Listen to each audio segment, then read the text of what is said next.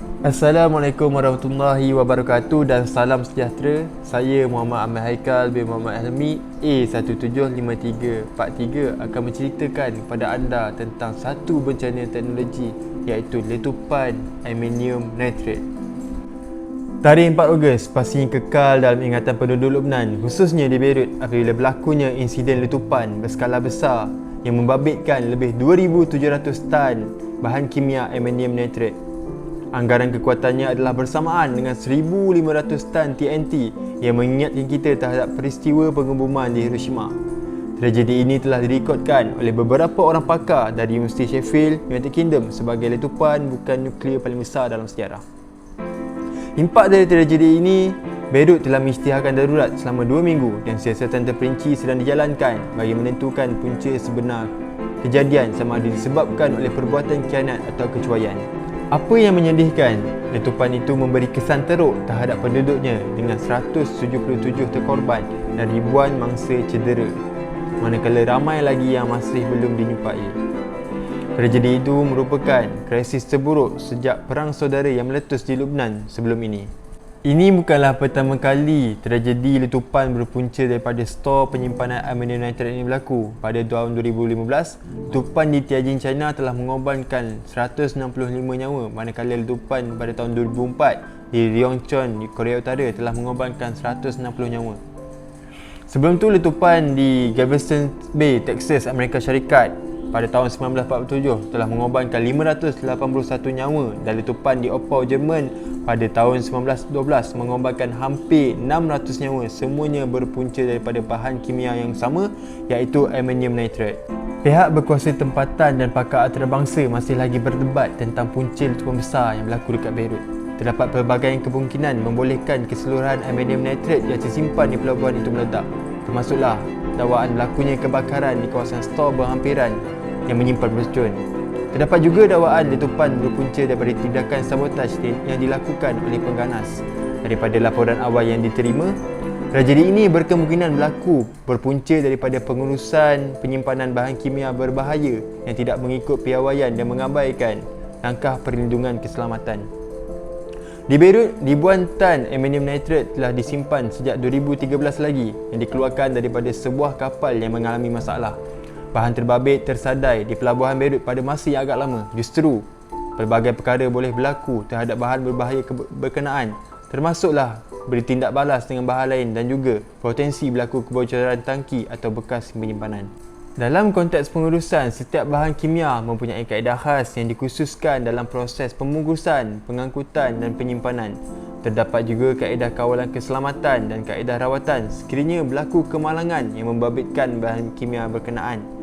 Data setiap bahan kimia seperti komposisi, kestabilan dan kreatifan terkandung dalam rekod Safety Data Sheet (SDS). Secara umumnya, terdapat banyak peraturan dan piawaian yang dijadikan amalan di seluruh dunia bagi memastikan keselamatan pengurusan bahan kimia berbahaya. Bagi industri perkapalan, iaitu pengangkutan air terbesar yang membabitkan pelabuhan, kandungan barangan yang diangkut oleh kapal kargo perlu mematuhi kod International Maritime Dangerous Goods (IMDG). Barangan yang diangkut menggunakan kapal yang tidak mematuhi kod IMDG tidak dibenarkan untuk diturunkan daripada kapal dan harus disimpan di dalam kapal sahaja. Bagi aluminium nitrate, ia adalah bahan yang dikawal di bawah kod IMDG. Pertubuhan Buruh Antarabangsa ILO yang berpangkalan di Geneva turut mengeluarkan garis panduan bagi keselamatan pelabuhan. Safety and Health in Ports (ILO Code of Practice). Setiap pelabuhan juga mempunyai peraturan tersendiri mengenai keselamatan yang perlu diguna pakai. Berdasarkan Kod UN nombor 0222 di bawah IMDG, aluminium nitrate tidak boleh dibawa turun daripada kapal sekiranya mengandungi lebih 0.2% jisim bahan mudah terbakar, termasuklah bahan organik dan lain-lain. Larutan aluminium nitrate pekat dan panas juga tidak boleh dibawa turun mengikut Kod UN nombor 2426. Bagi industri penerbangan membabitkan kargo, peraturan membabitkan bahan kimia berbahaya terkandung jelas dalam International Civil Aviation Organization Dangerous Goods and Prohibited Items dan juga dalam Dangerous Goods Regulations di bawah International Air Transport Association.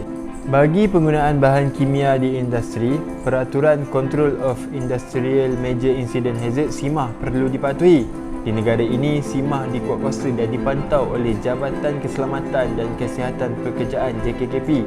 Peraturan ini turut memberi panduan kepada pengilang industri membabitkan pemprosesan, penggunaan, pengeluaran atau penyimpanan bahan yang berbahaya jika membabitkan kuantiti melebihi jumlah yang dibenarkan.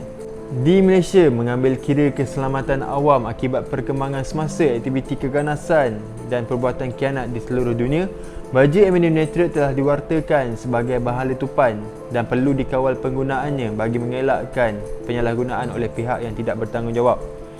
Pengisytiharan bertarikh 1 Mac 2018 dalam Seksyen 3 Akta Bahan Letupan 1957. Melalui pengisytiharan ini, pihak Polis Diraja Malaysia diberi kuasa untuk mengawal selia aktiviti perdagangan, penyimpanan dan penggunaan baja amonium nitrat dengan lebih efektif demi keselamatan harta benda dan ketenteraman awam agar terjadi seperti yang berlaku di Beirut, Lubnan ataupun aktiviti berkaitan keganasan dapat dikekang daripada berlaku di Malaysia. Tragedi letupan di Beirut ini seharusnya diambil iktibar bagi pengurusan penyimpanan bahan kimia secara skala besar di negara kita, terutamanya di kawasan perindustrian dan kawasan pelabuhan. Penyimpanan bahan kimia berbahaya perlulah diuruskan dengan amalan yang paling baik dan mematuhi semua piawaian yang telah ditetapkan. Pemantauan dan penguatkuasaan juga mesti dilakukan dengan kerap dan teratur dalam semua aspek prosedur operasi standard (SOP). Harus diingatkan, bukan hanya mereka yang berada dalam industri, tempat kerja, pelabuhan dan pengangkutan udara sahaja yang perlu menguruskan bahan kimia berbahaya dengan betul. Kita di rumah juga perlu mengamalkan operasi keselamatan, sebagai contohnya penyebab aerosol. Tidak boleh diletakkan berhampiran dengan sumber api seperti dapur kerana ia juga akan mengakibatkan letupan dan kebakaran di rumah. Tuntasnya, undang-undang dan peraturan khas bagi pengurusan bahan kimia berbahaya telah tersusun rapi dan lengkap. Bagaimanapun, pematuhan dan penguatkuasaan berkesan perlu diperkasakan. Jika semua pihak mengambil berat mengenai perkara ini dan masing-masing tidak bersikap lepas tangan, maka tragedi sebesar letupan di Beirut mungkin boleh dielakkan dari awal.